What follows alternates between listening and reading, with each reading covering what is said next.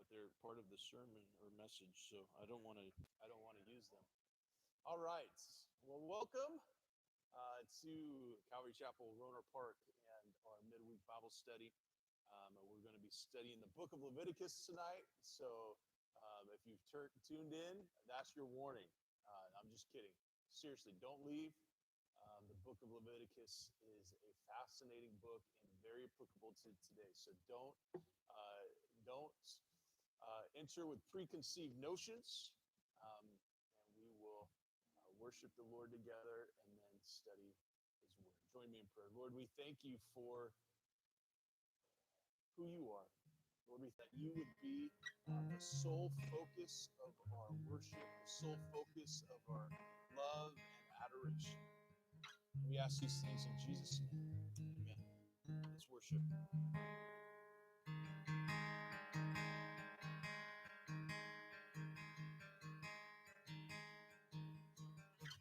Higher than the mountains that I face, stronger than the power of the grave, constant in the trial and the change, swine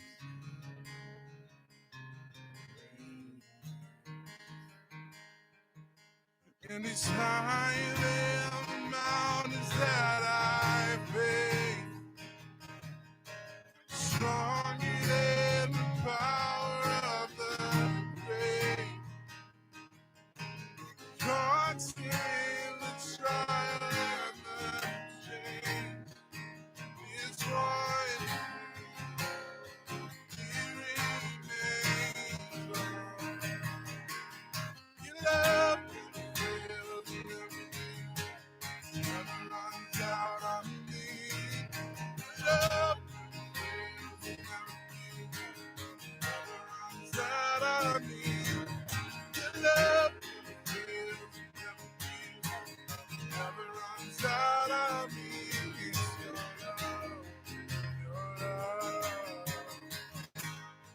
On and on, and on and on and on and on it goes.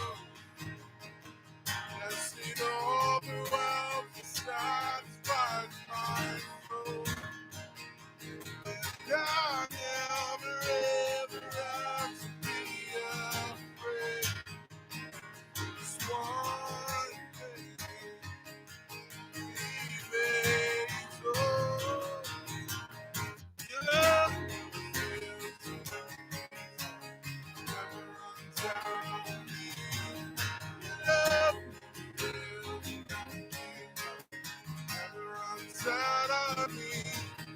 Your love fulfills everything.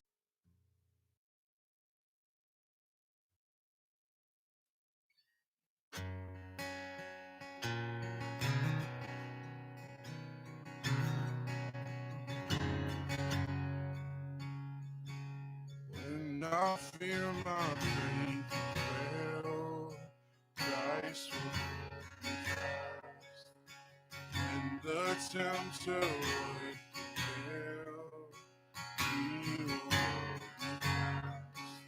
And I can never keep my hope through life's fickle path. All my love is often cold. Reigns with Him to endless life. He will hold me fast till our faith is fed inside. When He comes at last, oh, He will hold me fast. He will hold me fast. For my Savior loves me so. He will hold me fast.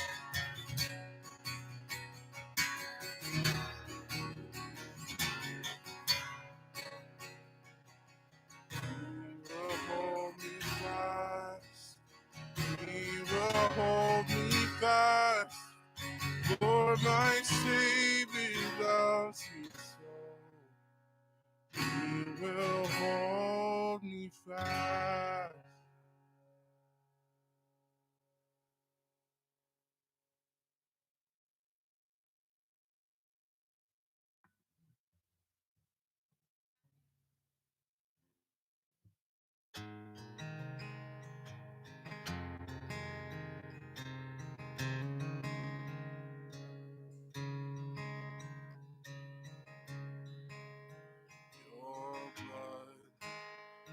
speaks a better word.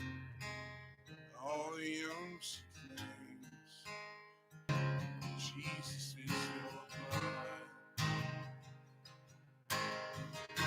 Your blood speaks. Your blood speaks a better word. All the ocean claims heard upon this earth speaks righteousness from me. It's found in my thirst. Jesus is your blood. See now I can wash away. I can wash away our sin. What can make us whole again? Nothing but your blood. Nothing but your blood. You are snow. Welcome us the friend. Other bounds I know. Nothing but the blood of Jesus. Oh, praise in the flow that makes me white as snow. No other bounds I know. Nothing but the blood of what can make us whole again? Nothing but the blood. Nothing but the blood of Jesus. What can wash your ashes? Welcome us the friend of God. Nothing but your blood. Bring. I'm not who I know, I'm known by the King of all kings.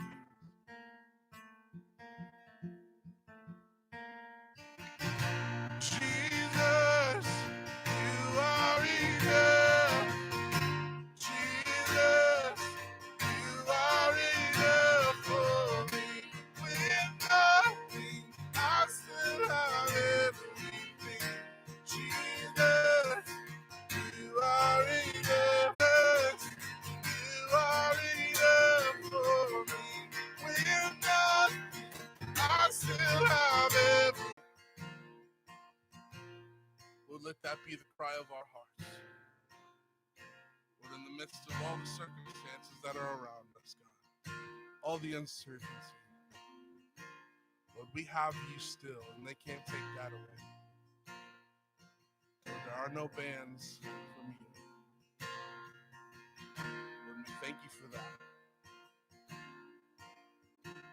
Lord, we ask that you would speak to our hearts tonight, that you would move in the way that you do, Lord, that our ears would be open. Amen, amen, and amen. All right. Well, you can open your Bibles to Leviticus chapter 1. It should be fairly easy to find. Go to the beginning of the Bible, Genesis, go through Genesis to Exodus, and then to Leviticus. Now, there are not many churches that endeavor to teach the Old Testament, first of all. Second of all, there aren't a whole lot of churches that endeavor to teach the book of Leviticus. Pastor that is not intimidated by Leviticus or Numbers. And in fact, I love Leviticus and Numbers. And so I am actually very pumped to be teaching through the book of Leviticus tonight and for the next few weeks. And just not that you think like me, but if I were you, I would tell all my Christian friends if they ever get into one of those snooty faluty, I'm better than you, holier than thou attitude. Just lay this on them. Well, at least my church teaches through Leviticus. All right. So um, I'm just kidding, obviously. That's pride, and God doesn't want you to study of the book of Leviticus. We need to recognize what the title of the book, Leviticus. What does that mean? Well, literally, the title Leviticus means that which pertains to or pertaining to the Levites. Now, a short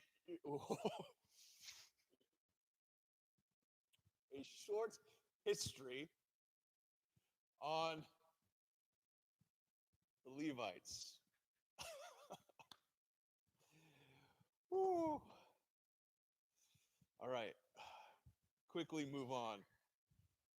I know it's probably yeah, anyways. So, a short history on the Levites. Levi was the third son of Jacob and Leah. And so, if you remember, the story with Jacob and Leah is this: Jacob loved Leah's sister Rachel, and he worked 7 years for his uncle Laban to get Rachel as his wife.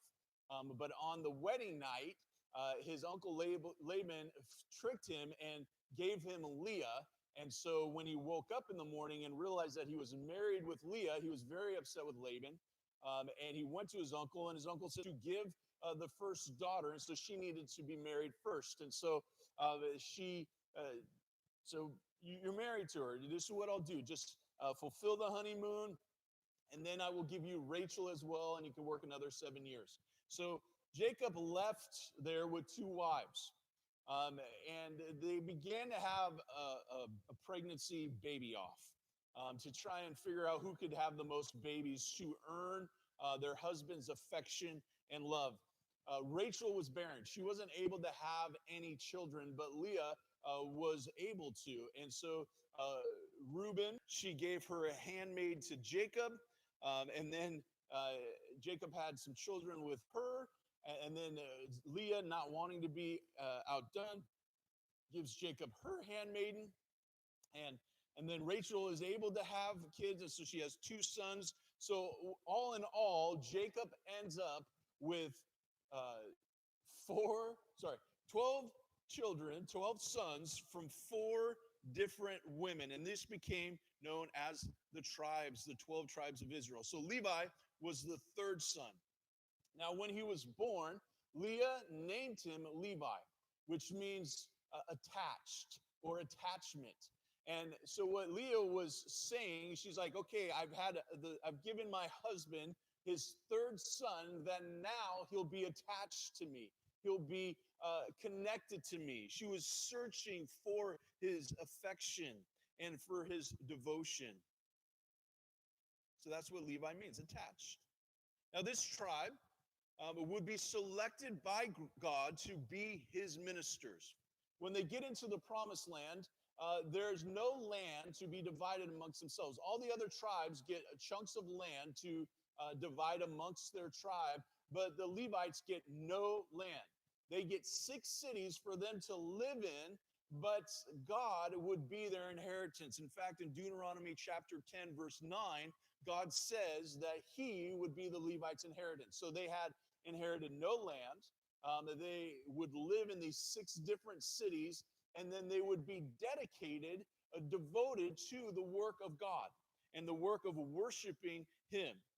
And so in the tribe of Levi, you have this whole tribe dedicated to the Lord and to the worship of God. But in that specific tribe, there would be a line for the high priests. And the high priest would only be sons of Aaron. In fact, only the sons of Aaron could be priests. And the eldest of each high priest was the only one that could be the high priest. So Aaron's eldest son would become the high priest. And then his eldest son would become the high priest, and so on and so forth. But Aaron's sons, and then the sons of those sons, could all be priests, but only the eldest could be the high priest. The rest of the Levites were responsible for the upkeep and the maintenance and the other duties that pertained to the tabernacle and to the priesthood and to the worship. Their life was given to the Lord. So not all Levites were a selective group. And the only way you could get into this group is if you had Levi genes. Get it? Levi genes? All right. Earlier today, I watched a documentary on the evolution of skinny jeans. I just couldn't get into it. I was putting on my jeans this family for generations. In fact, actually, this last week I shaved, and my kids are like, "You look like your dad." I was like, "Well, I come from my dad." It's amazing to think that some of my grandkids will never have to buy pants. They will have a ton of Levi jeans. Because I've got a son named Lights. By the way, there is a new installment of Levi Explains Things. If you haven't caught on to this phenomena, you just go to YouTube, type in Levi Explains Things, and the whole YouTube channel is devoted to Levi explaining things in his own way and with his own twist. And his most recent installment is that of explaining sheltering in place, which is hilarious. So you should definitely do that. Anyway, the book of Leviticus that we will be studying is the instructions that are given to the Levites pertaining to the worship of God. One might say, why would instruction to a priesthood that doesn't exist in a structure of worship that doesn't exist be important to us today? We're not under the law any longer, but we're under grace. So why would the instructions to a tribe that doesn't exist, a priesthood that doesn't exist, a structure that doesn't exist, why is it so important, applicable to our lives today?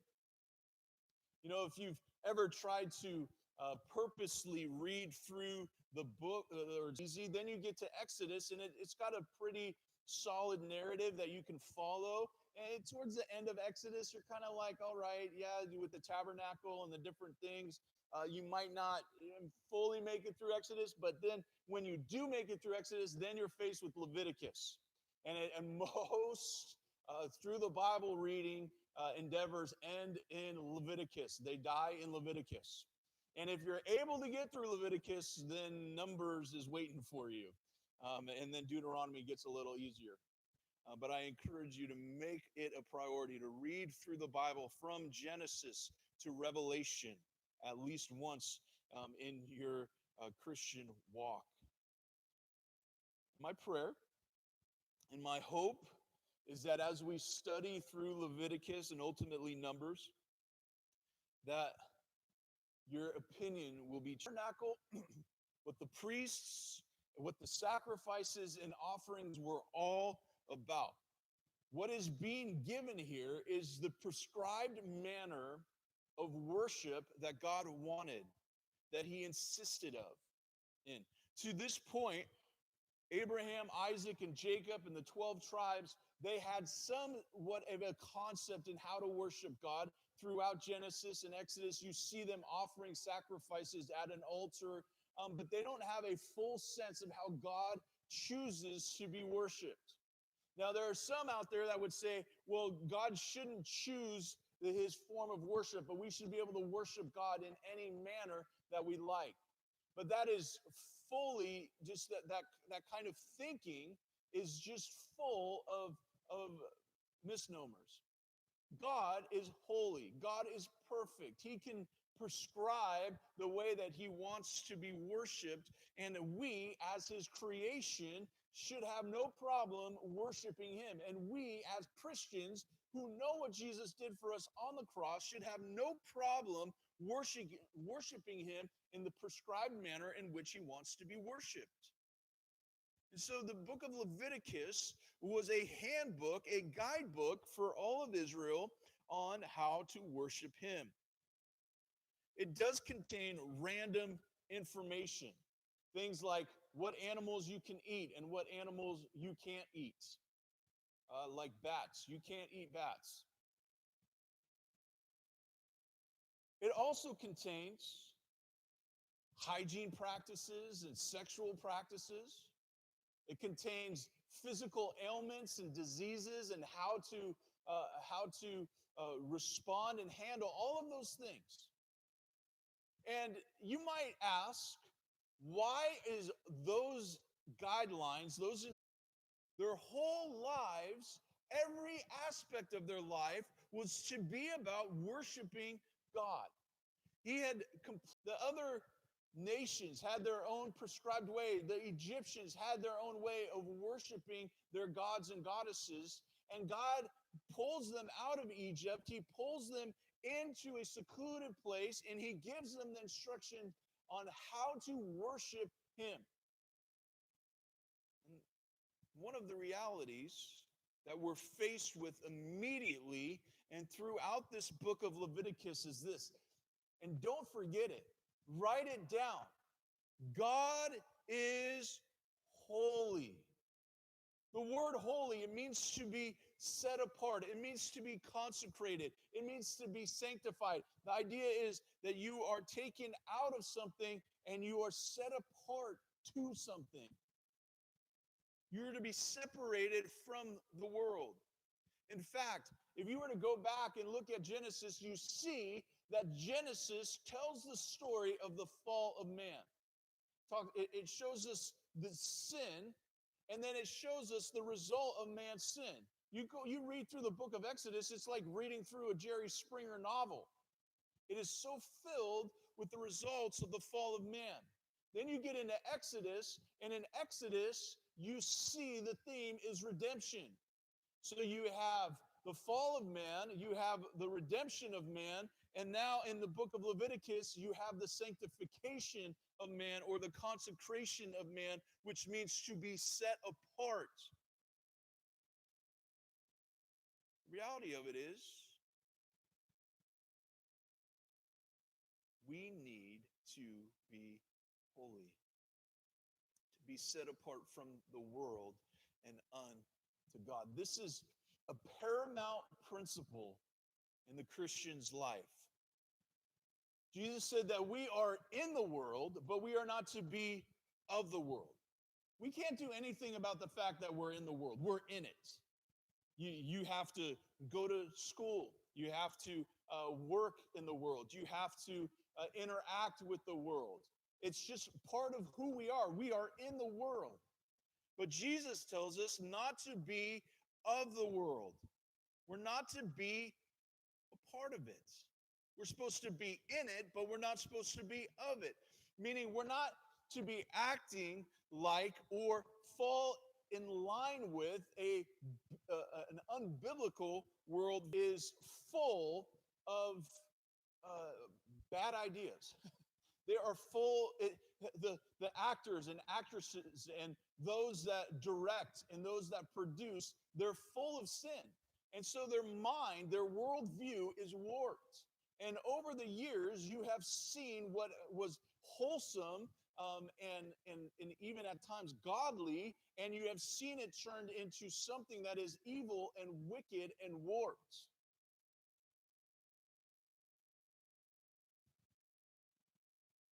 At one point, you couldn't even see a husband and wife be in the same bed together. You had two separate beds.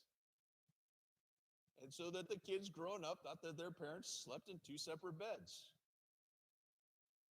And now you see some of the filthiest, grotesque relationships to ever take place. You see them on TV, you see them in movies, and it's warped. It's warped our worldview to a point where living with someone and having sex before marriage is acceptable. It's not. The Bible makes it very clear that's a sin. It's not acceptable. We've got to a point where we've legalized getting high. We've legalized getting drunk. These things are not acceptable to God.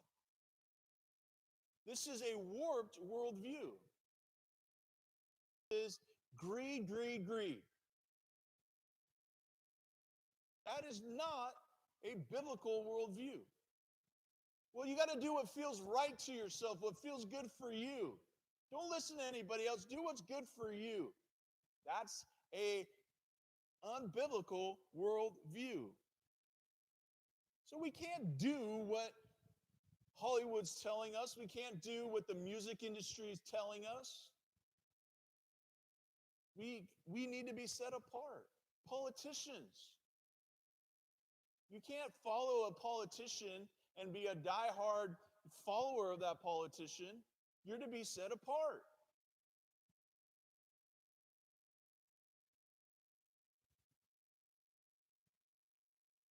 Not brainwashed by what Hollywood tells us and the music industry tells us and the politicians tell us and the social media elites tell us.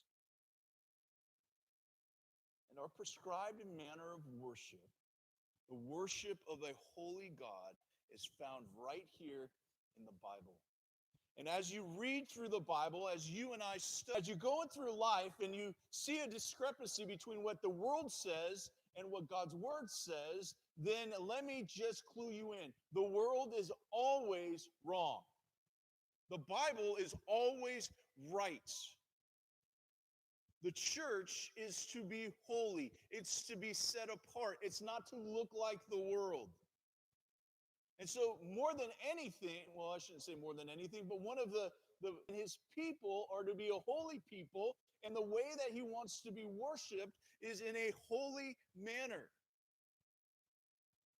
So it's very much applicable to this day and age. There's never been a more appropriate time for God's people to be set apart from. Can be found in Leviticus chapter 11, verse 44, where God tells his people to be holy, as he is holy.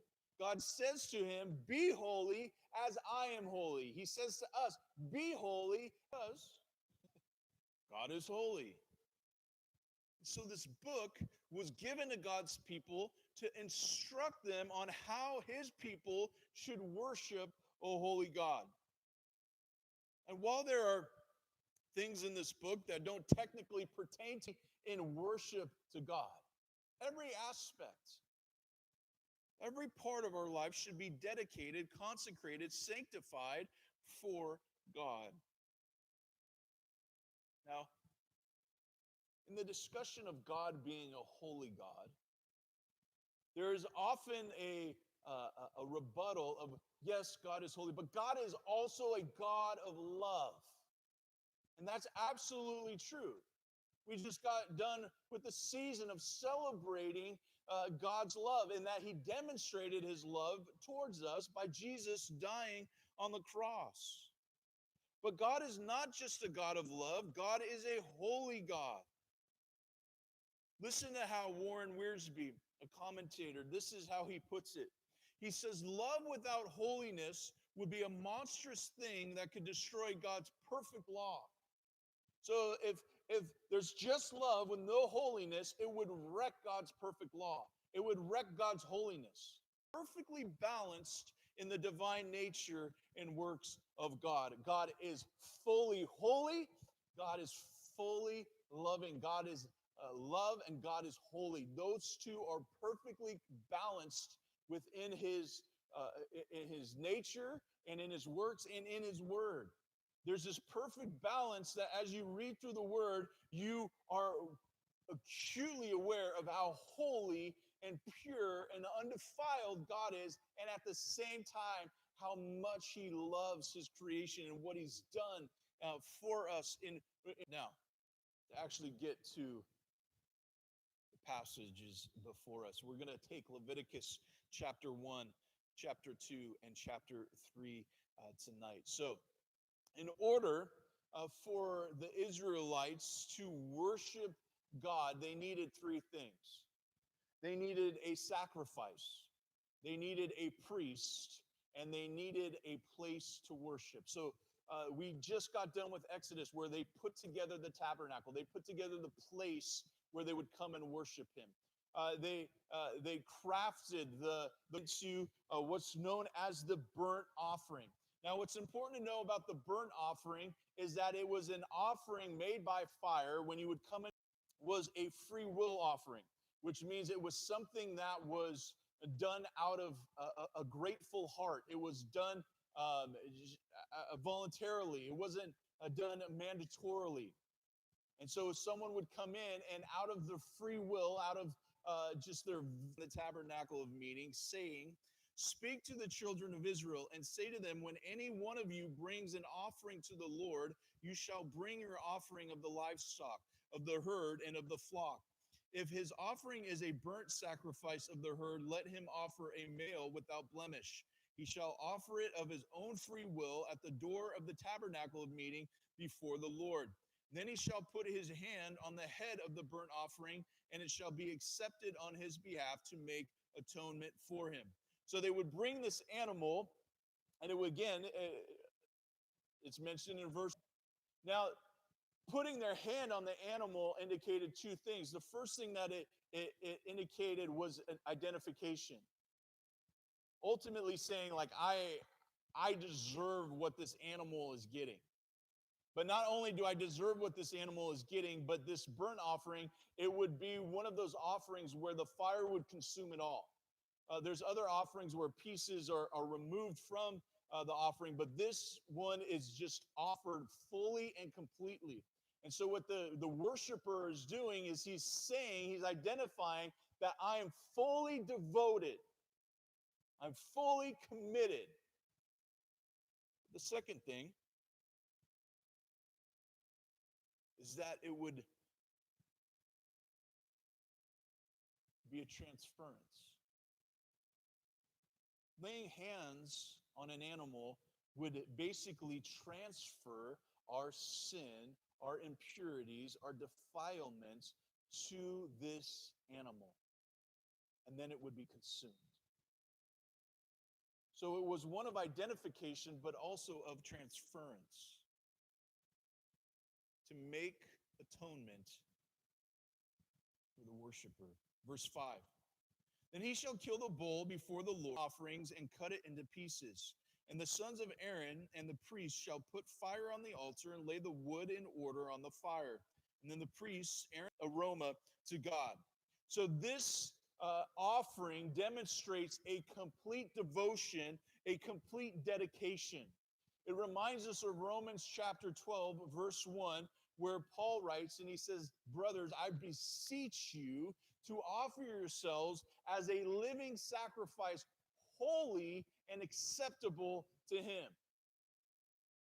That's the call to the believer. Our life of worship should be completely, not just bits and pieces. This animal would be brought in and it would be cut into pieces. And it would be burned and consumed fully. The only thing that wouldn't be consumed is the skin. They would skin it, and the skin would then be given to the priests so that they could use it for, their clothing and things like that. The way that God's worship consisted, it was a very economical, so to speak, in that the Levites, the priests, were given land, and they weren't really designed to put in a place to make money, and so the worshipers would provide for them. And this would be a way in which they'd be provided, but the rest of the animal would be put on the altar and it would be consumed fully and completely by the fire.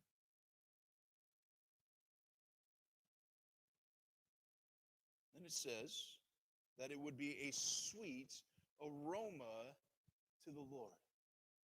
Now, many pastors have made the joke that God loves a barbecue. And I think that he does, but That's just, my own opinion. But what's taking place here is we are trying to use words that we understand to help describe a God that is past our understanding. And so when it says that it's a sweet aroma, what it means is that just like when you walk into a place and it just smells amazing, the only thing I can always think of is just food and barbecue. So I apologize. It's very applicable to this. But you're outside and the smoke of the barbecue from someone else, and you're just like, oh, all I want right now is barbecued meat. And that's it, because that smell is just like, oh, I love it. Well, that's kind of the same idea, that when they would come in and they would offer of their own free will, God was pleased with it. See, part of worship is not just obeying and following his guidelines and instructions, but it's a sacrifice. A sacrifice means that it costs you something. It's not free. It costs you something. God looks down and goes, I'm pleased with that. It's a sweet aroma. It smells. You shall bring a male without blemish. Notice that it's without blemish. It's undefiled. So what God is die anyways. It's sickly. Might as well give it to the Lord.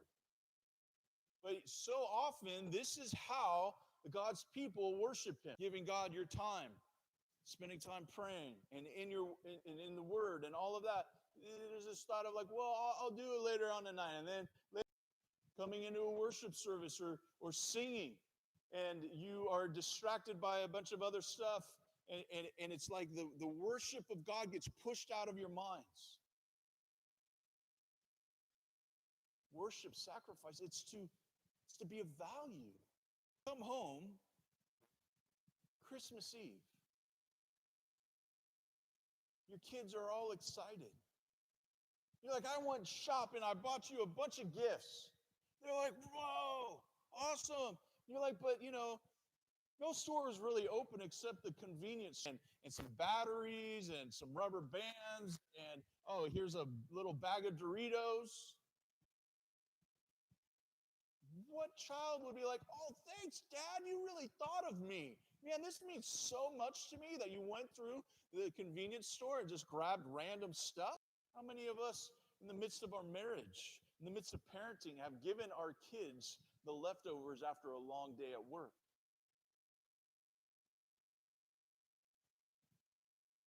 When we do that, it causes a break in the relationship. God's worship of Himself, like for us to worship Him,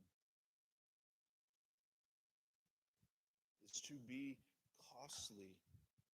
So the male shouldn't be with blemish. And it says, he shall kill it on the north side of the altar before the Lord and the priests. Aaron's sons shall sprinkle its blood all around on the altar, and he shall cut it into pieces with its head and its fat. And the priest shall lay them in order on the wood, an offering made by fire, a sweet aroma to God. Now, if you weren't wealthy enough to have livestock, but you still wanted to worship, God makes an allowance here. And in verse 14, he says, if the burnt sacrifice of his offering to the Lord is of birds, then he shall bring his offering of turtle doves or young pigeons. These were very cheap, but you could still use them to offer to the Lord because you had no money. You weren't wealthy. And then it says, the priest shall bring that bird to the altar, wring off its head, and burn it on the altar. Its blood shall pour ashes. Now, the nation of Israel, outside of their camp, they would have what's called a dunghill or a refuse pile. That's where they would put all the rubbish and all the sewage type stuff all in one place. Their garbage, all that. On a separate side of the camp would be a place that they would take the ashes.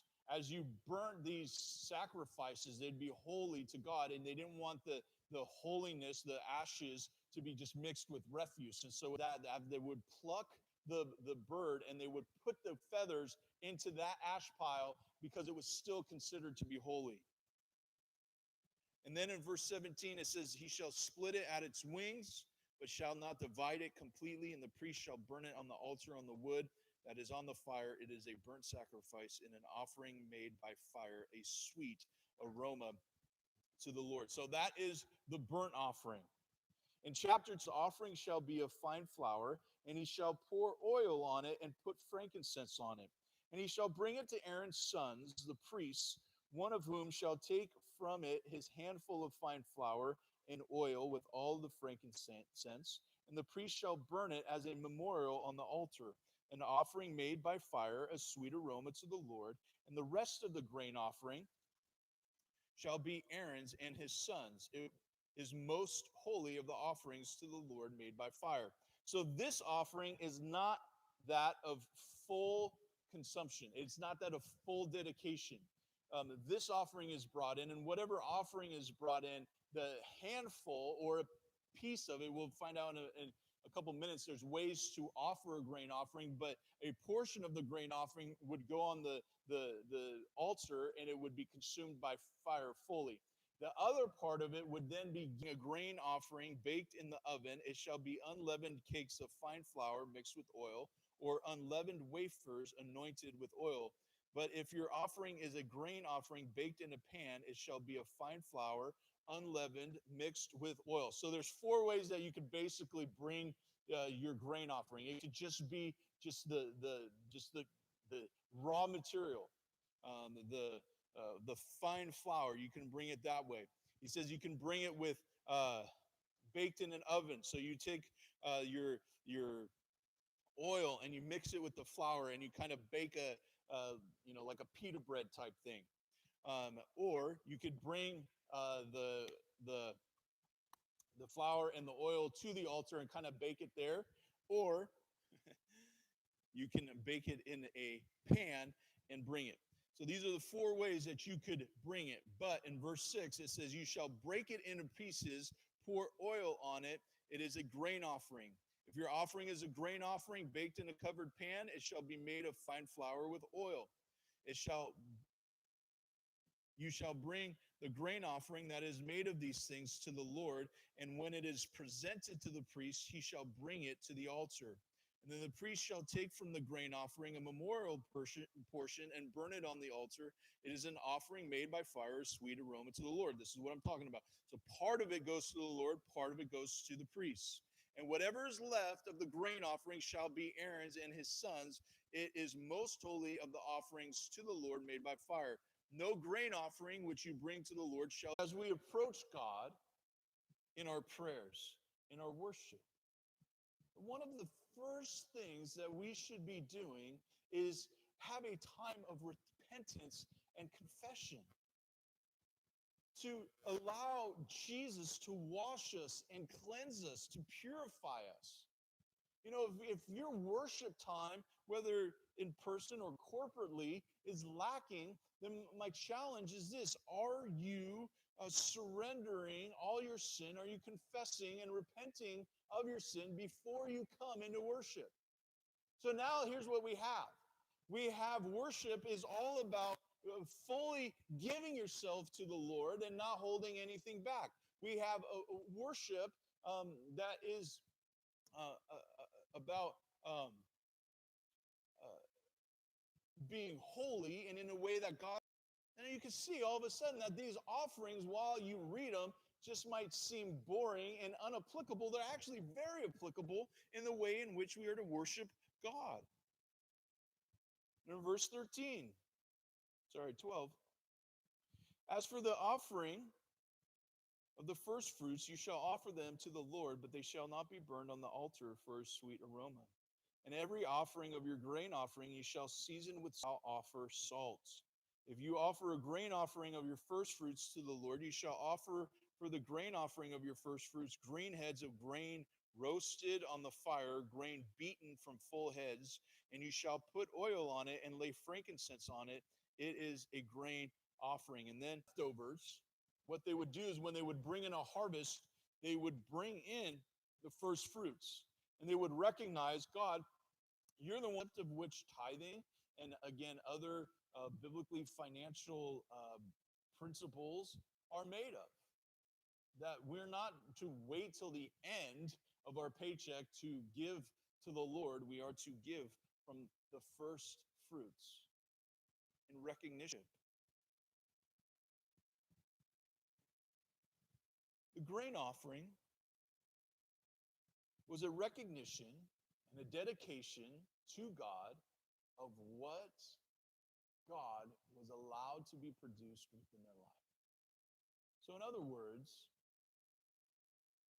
God allows things to be produced in our life, or he gives us talents and abilities that we are able to make something or do something with that is of value.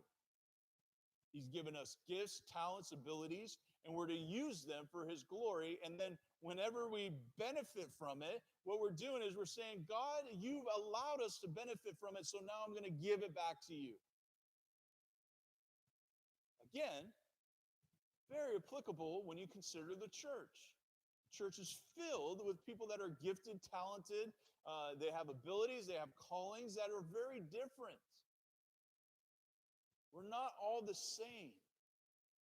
And yet we say, Lord, whatever I have to offer, go ahead and use. Very applicable in our manner of worship to the Lord in this day and age. Chapter 3 is that of the peace offering. Verse 1, when his offering is a sacrifice of a peace offering, if he offers it of the herd, whether male or female, he shall offer it without blemish before the Lord. Again, without blemish. And he shall lay his hand on the head of his offering and kill it at the door of the tabernacle of meeting. And Aaron's sons, the priests, shall sprinkle the blood all around the altar. So very similar to the burnt offering. But again, we're going to find that it's not a full consuming offering. Verse 3, then he shall offer from the sacrifice of the peace offering an offering made by fire to the Lord, the fat that covers the entrails and all the fat that is on the entrails, the 2 kidneys and the fat that is on them by the flanks, the fatty lobe attached to the liver above the kidneys he shall remove. And Aaron's sons shall burn it on the altar upon the burnt sacrifice, which is on the wood that is on the fire, as an offering made by fire, a sweet aroma to the Lord. If as his offering, then he shall offer it before the Lord. And he shall lay his hand on the head of the offering and kill it before the tabernacle of meeting. And Aaron's son shall sprinkle its blood all around the altar. And he shall offer from the sacrifice of the peace offering as an offering made by fire to the Lord, its fat and the whole fat tail, which he shall remove close to the backbone, and the fat that covers the entrails, and all the fat that is on the entrails, the 2 kidneys and the fat that is on them by the flanks, and they would offer the sacrifice, and then they would take a piece or a chunk or portion of that sacrifice would be given to the priest, and then the rest, we'll find out here, is given to the worshiper for them to go back to their families and consume it together. Sprinkle its blood all around on the altar, and then he shall offer from his offering as an offering made by fire, the fat that covers the entrails and the fat that is on the entrails, the 2 kidneys and the fat that is on them by the flanks, and the fatty lobe attached to the liver above the kidneys he shall remove, and the priest shall burn them. In all your dwellings you shall eat neither fat nor blood.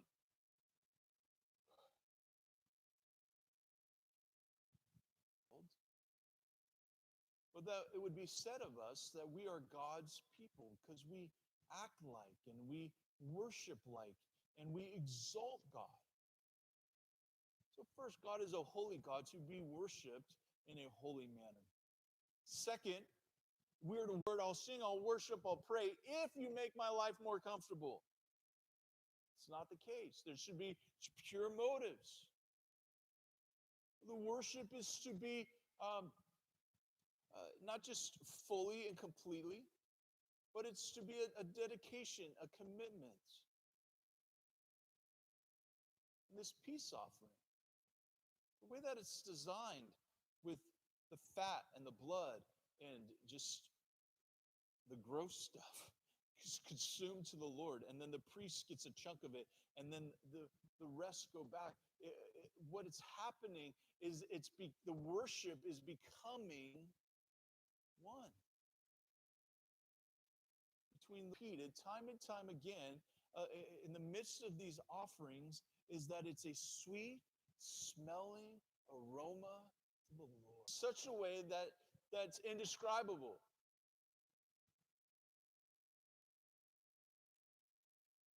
When we sing, this is, worship's not just about singing, but when we sing, some of us don't have the greatest of voices. Some of us don't have the ability to play instruments. And so our attempt at worshiping God, say you're getting ready for work, no one's around, and so you're worshiping God, and it just, if anyone else was around, they'd be like, what is that noise? That sounds like some cat in an alley dying. Like it's some of us sing like that. And from man's opinion and from man's perspective, worship, that is, stop. That's not glorious. That's not wonderful. But to the Lord, it is. The illustration that's always used